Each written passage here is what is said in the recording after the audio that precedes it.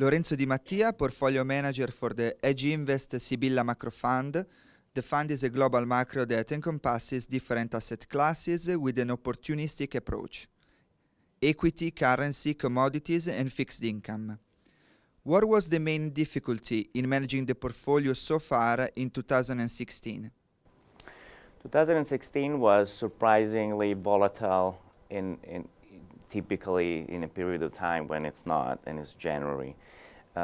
We didn't expect a behavior similar to 2008. Actually, it was even more volatile than 2008 in the first quarter. We were long European equities in particular. We got long sometime in December after the correction. After Draghi disappointed, there was a very sharp correction. So our entry point was actually pretty good, and we had a good month in December. However, January started with a big gap down of about almost 5%, and then it kept going lower. So our risk management, we cut exposure, but it really exceeded our expected range. We also got wrong the timing on the energy sector, where we thought there would be a tactical rebound, but we were early, and again, it exceeded our expectation about volatility. This, happened before. We had when volatility changes so much, we had drawdowns in 2007, in 2008, for example, in 2011. I remember in 2007, for example, we had a drawdown in September. We were short, and typically volatility is good for us, and we recover pretty quickly. It's important to be in sync with the new volatility regime. And this was basically what made the losses for this year. The equity market, especially in Europe, which again lost 30% in 2 months versus 25% in 3 months in 2008. So it was even worse. How do you think you can generate money in 2016? In which asset class? Equity, currency, fixed income, commodities? These assets are actually all interesting. The equity market is rallying pretty hard, especially the US market, because the Fed has stopped hiking.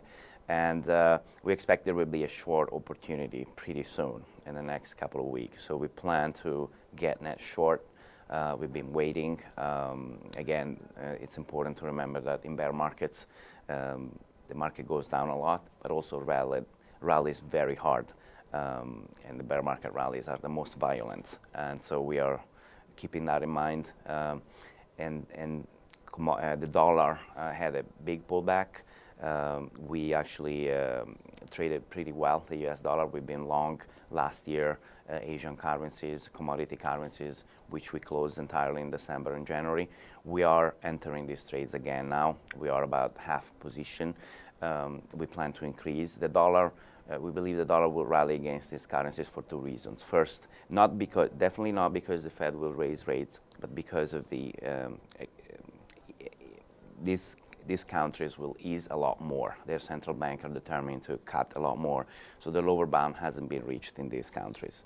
And plus, there will be a risk-off. And during the risk-off phases, the dollar actually rallies even more than when the Fed raised rates. Commodities, we are long silver. We plan to increase. We, however, expect a pullback, especially in gold and precious metal stocks, so we're waiting to get bigger in these trades. The reason for this trade is the loss of confidence in central banks. And lastly, there will be an opportunity later this year to short government bonds, in particular European government bonds and Japanese government bonds.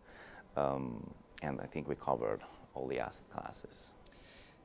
What do you think about the next few months? For example, in terms of volatility? The volatility will increase. We expect May and June probably pretty volatile.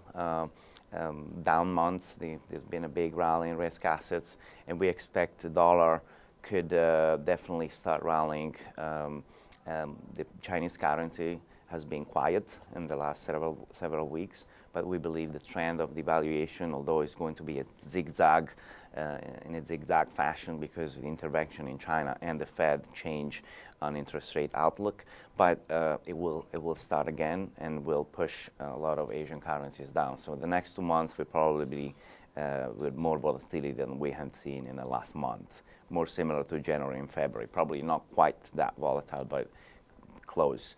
And then probably a summer rally, which will include probably also commodities as well. The biggest correction will probably come in the fall,